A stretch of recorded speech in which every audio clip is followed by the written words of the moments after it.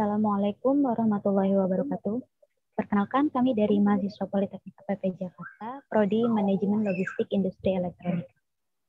Sebelumnya, terima kasih kepada Ibu dan Saudari telah menyempatkan waktunya dalam wawancara ini. Perkenalkan, nama saya Inka Ayunda.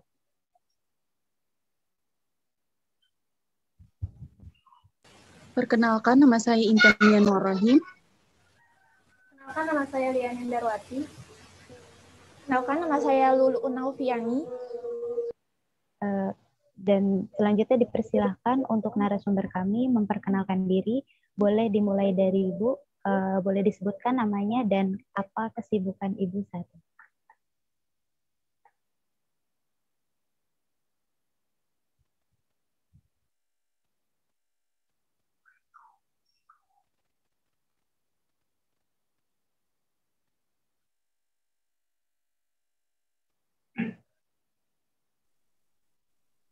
Selamat siang. Assalamualaikum warahmatullahi wabarakatuh. Nama saya Ibu Ria.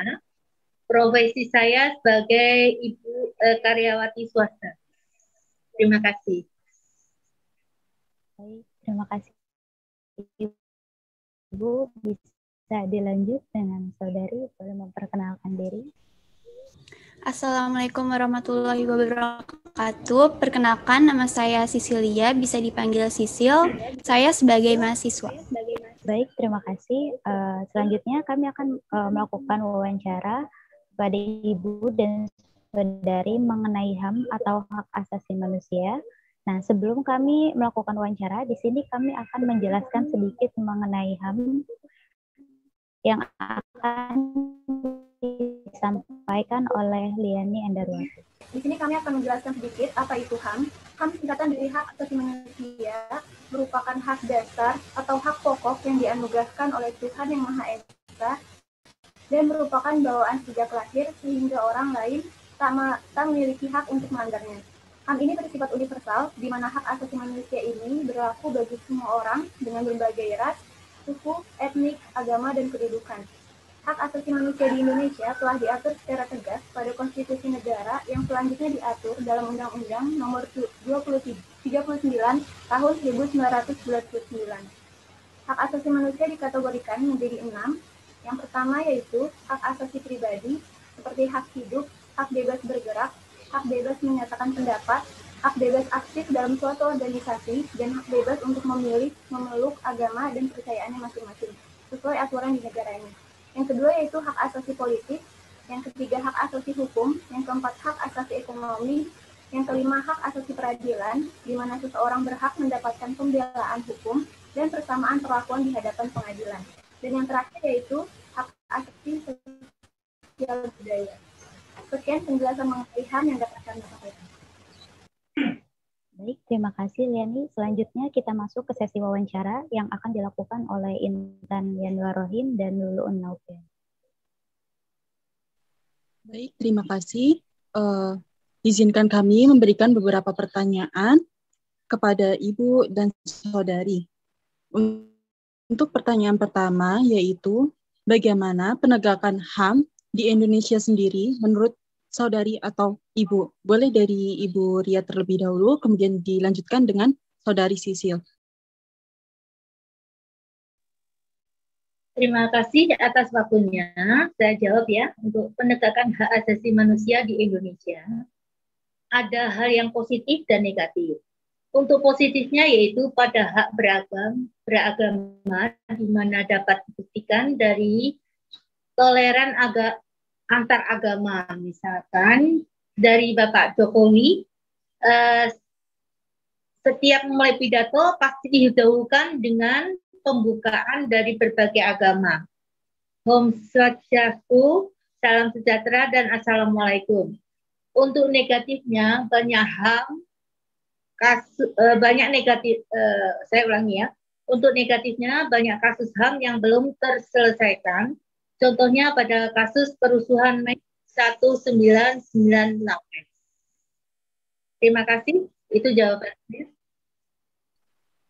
Baik Ibu, terima kasih.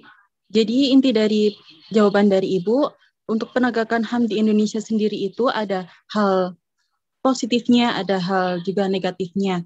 Baik, selanjutnya boleh dilanjutkan oleh jawaban dari Saudari Sisil. Silahkan. Baik, kalau menurut saya sendiri, HAM di Indonesia itu masih belum dapat berjalan dengan baik. Karena terbukti dari beberapa pelanggaran yang banyak terjadi di Indonesia seperti kasus pembunuhan, diskriminasi, hingga pelecehan. Kasus-kasus tersebut terus meningkat setiap tahunnya.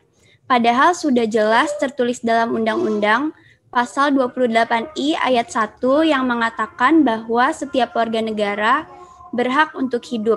Kemudian hak untuk tidak disiksa, hak untuk kemerdekaan pikiran, hak beragama, dan lain sebagainya. Tetapi nyatanya pasal inilah yang banyak dilanggar. Padahal pasal ini sangat penting dalam membela hak asasi manusia setiap warga negara. Jadi menurut saya penerapan HAM di Indonesia ini masih terabaikan. Bahkan undang-undang yang dibuat saja masih sering dilanggar dan cukup mengkhawatirkan. Menurut saya segitu saja. Baik, terima kasih atas jawabannya, Saudari Sisil. Jadi intinya, penegakan HAM di Indonesia, menurut Saudari Sisil itu belum berjalan dengan baik. Benar. Oke. Untuk selanjutnya boleh dilanjut ke pertanyaan kedua oleh Saudari Lulu. Baik, saya lanjut untuk pertanyaan selanjutnya. Menurut Ibu dan Saudari Sisil, apa aja sih atau lembaga apa aja yang melindungi hak asasi manusia di Indonesia? Boleh dimulai dari Ibu terlebih dahulu. Terima kasih. Jawaban saya, di Indonesia terdapat beberapa lembaga perlindungan HAM, yaitu Polri, Komnas HAM, LBH, KPAI, dan Pengadilan HAM. Terima kasih. Baik, terima kasih Ibu. Jadi menurut Ibu itu ada beberapa lembaga yang melindungi hak asasi manusia seperti itu ya Bu. Antara lain ada Polri gitu. Dari Sisil. Kalau dari saya sendiri sama seperti ada lembaga Polri, kemudian Komnas HAM, kemudian Komisi Nasional Anti Kekerasan Terhadap Perempuan, kemudian Komnas Perlindungan Anak Indonesia, dan Pengadilan HAM. Baik, saya mau menambahkan aja dari Saudari Sisil. Tadi Saudari Sisil sudah menyebutkan 5 lembaga yang melindungi hak asasi manusia, yaitu ada Polri, Komnas HAM, Komisi Anti Kekerasan Terhadap Perempuan, kemudian KPAI, Pengadilan HAM, kemudian ada tambahan lagi yaitu seperti Komisi Kebenaran dan Rekonsiliasi, YLBHI atau Yayasan Lembaga Bantuan Hukum Indonesia, kemudian LBH, Lembaga Bantuan Hukum Swasta, kemudian ada Biro Konsultasi dan Bantuan Hukum Perguruan Tinggi, kemudian yang 10 itu ada Kontras atau Komisi Orang Hilang dan Korban Tindak Kekerasan. Untuk selanjutnya, pertanyaan selanjutnya boleh dilanjut oleh Saudari Intan. Baik, terima kasih. Kita lanjut ke pertanyaan ketiga, yaitu terkait dengan isu-isu Palestina dan Israel baru-baru ini. Bagaimana tanggapan Ibu maupun Saudari Sisil terhadap hal itu? Apakah termasuk pelanggaran HAM dan bisa berikan alasannya? Boleh dimulai dari Ibu Ria terlebih dahulu, kemudian dilanjut dengan Saudari Sisil. Silahkan. Terima kasih atas waktunya. Terkait isu Palestina Israel, berbagai serangan telah dilancarkan Israel terhadap Palestina telah menimbulkan ratusan bahkan ribuan korban yang tidak lain adalah warga sipil yang seharusnya dilindungi karena serangan tersebut tidak pandang bulu dan tidak membedakan antara objek militer dan sipil. Hal itu merupakan pelanggaran yang jelas terhadap hukum kemanusiaan internasional. Terima kasih. Baik, terima kasih untuk jawabannya Ibu Ria. Jadi, menurut Ibu, penyerangan Israel terhadap Palestina itu termasuk pelanggaran hukum internasional. Seperti itu ya Ibu. Kemudian dilanjut dengan Saudari Sisil, boleh silakan jawabannya. Ya baik, menurut saya isu Palestina dan Israel ini termasuk salah satu pelanggaran hak asasi manusia. Karena berbagai pelanggaran yang dilakukan Israel terhadap Palestina menimbulkan ratusan bahkan ribuan korban. Tetapi mesti jelas setelah banyak melakukan pelanggaran HAM terhadap masyarakat Palestina, pemerintah Israel sejauh ini belum mendapatkan sanksi yang tegas. Berbagai pemerintah dunia mengecam dan mengutuk tindakan Israel, tetapi tidak ada hukuman terkait apa yang mereka lakukan terhadap masyarakat Palestina. Ini membuktikan bahwa konflik yang terjadi di Palestina merupakan masalah bagi dunia internasional karena menyangkut hak asasi manusia seluruh penduduk Palestina. Terima kasih. Oke, baik. Terima kasih jawabannya, Saudari Sisil. Intinya dari jawaban dari Saudari Sisil itu bahwa pelanggaran Israel terhadap Palestina itu masih belum mendapat sanksi ya, dan termasuk juga pelanggaran hak asasi manusia. Setuju dengan jawaban dengan Ibu Ria. Oke, selanjutnya masuk ke pertanyaan keempat, dilanjutkan oleh Saudari Lu, silakan. Terima kasih, Saudari Intan. Untuk pertanyaan selanjutnya, menurut Ibu dan Saudari Sisil, upaya apa yang perlu kita lakukan sebagai masyarakat untuk menegakkan hak asasi manusia, khususnya itu yang ada di negara Indonesia? Boleh dimulai dari Ibu terlebih dahulu. Baik, saya jawab pertanyaannya. Untuk upaya penegakan HAM, 1. Taat pada aturan yang berlaku. Sebagai seorang individu anggota masyarakat, kita diharuskan untuk taat terhadap peraturan yang berlaku. 2. Menjunjung tinggi toleransi. Mayoritas masyarakat di Indonesia terdiri atas beragam suku, agama, ras, minat, bakat, dan sebagainya. Alangkah baiknya jika kita lebih membandingkan kesamaan kita sebagai satu kesatuan masyarakat Indonesia, dan memberikan toleran terhadap apa yang berbeda di antara kita. 3. Mengawasi penegakan HAM oleh pemerintah. Banyak pelanggaran HAM yang terdata oleh pihak yang berwenang boleh jadi adalah akibat kesalahan kita pula.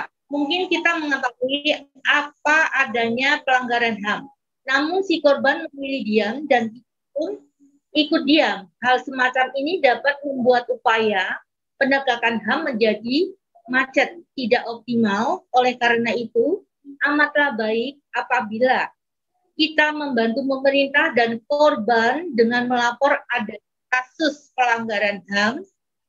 Dari situ kita bisa dapat mengawasi tindak lanjut pemerintah dalam menegakkan HAM. Terima kasih.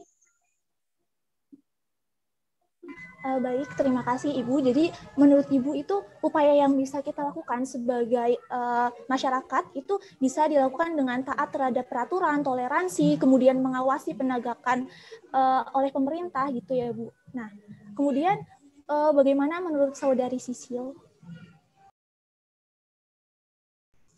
Baik, kalau menurut saya sendiri, upaya pertama yang dapat dilakukan yaitu menolak dengan tegas setiap terjadinya pelanggaran hak asasi manusia.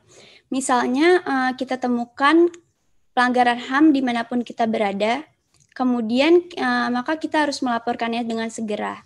Karena pelanggaran HAM dapat mengancam kebebasan seseorang. Lalu cara selanjutnya yang bisa kita lakukan yaitu dengan mendukung tetap bersikap kritis terhadap upaya pemerintah dalam menegakkan HAM. Kemudian memberikan bantuan kemanusiaan juga bisa dilakukan untuk membantu menegakkan HAM yang dilakukan oleh pemerintah. Karena menjaga keamanan itu tidak mudah, maka kita harus membantu pemerintah supaya HAM yang ada di Indonesia semakin maju.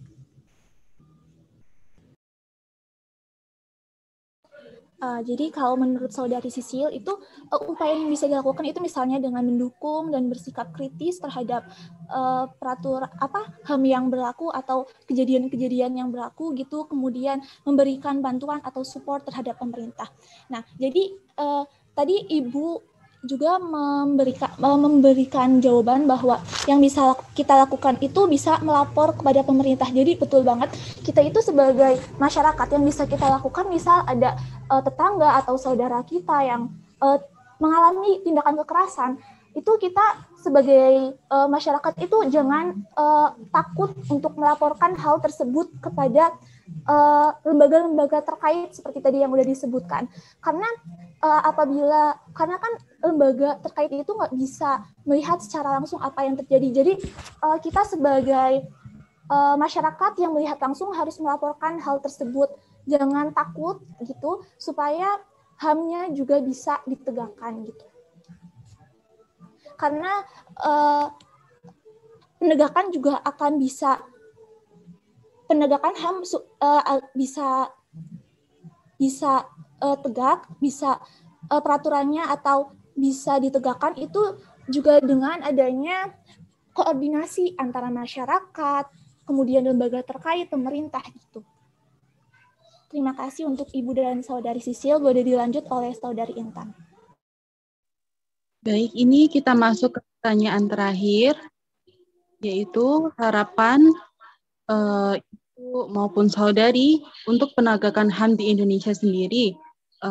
Setelah dari upaya-upaya yang harus kita lakukan sebagai masyarakat Indonesia. Boleh dijawab Ibu Ria? Baik, atas waktunya, harapan saya adalah semoga penegakan HAM di Indonesia, baik dari masyarakat dan pemerintah, dapat mematuhi dan menjalankan peraturan HAM yang berlaku. Kemudian kasus HAM di masa lalu dapat dijadikan pembelajaran sehingga diharapkan hal tersebut tidak akan terjadi lagi. Terima kasih. Baik, terima kasih Ibu Ria. Semoga apa yang Ibu harapkan dapat terjadi. Amin, amin. Kemudian bisa dilanjut jawaban dari Saudari Sisil. Silakan. Hukum dan sanksi HAM di Indonesia sebenarnya itu sudah baik. Tetapi pelaksanaannya saja yang perlu ditingkatkan. Itu sebabnya di Indonesia masih banyak perampasan HAM, pembunuhan, dan lain-lain. Menurut saya solusi agar HAM dapat berjalan dengan baik, yaitu dengan pemerintahnya ini harus selalu menyadarkan kepada masyarakat akan pentingnya hak asasi manusia. Terlebih lagi kepada pelajar yang dengan harapan akan mewujudkan generasi penerus yang cerdas, kemudian mengerti tanggung jawab dan haknya, serta saling menghormati HAM orang lain. Meskipun masih banyak pelanggaran HAM berat pada masa lalu yang belum bisa diselesaikan oleh pemerintah, tetapi sebenarnya masyarakat masih menaruh kepercayaan besar untuk mendorong pemerintah dalam memperbaiki kondisi HAM, baik melalui perbaikan peraturan, kemudian penghapusan peraturan yang diskriminatif, sampai penyelesaian kasus pelanggaran HAM.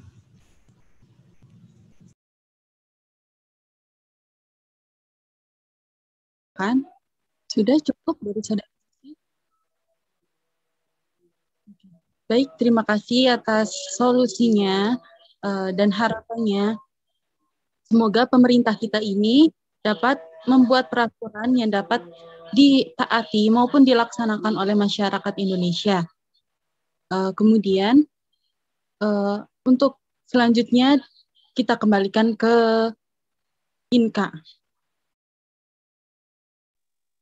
Baik, terima kasih kepada Lulu dan Intan telah melakukan wawancara. Dan terima kasih juga kepada narasumber kami atas pendapat serta waktunya untuk wawancara ini. Mohon maaf jika ada pertanyaan maupun pernyataan yang kurang berkenan, dan semoga Ibu dan Saudari selalu diberi kesehatan, terlebih lagi dalam masa pandemi ini. Sekian, wassalamualaikum warahmatullahi wabarakatuh.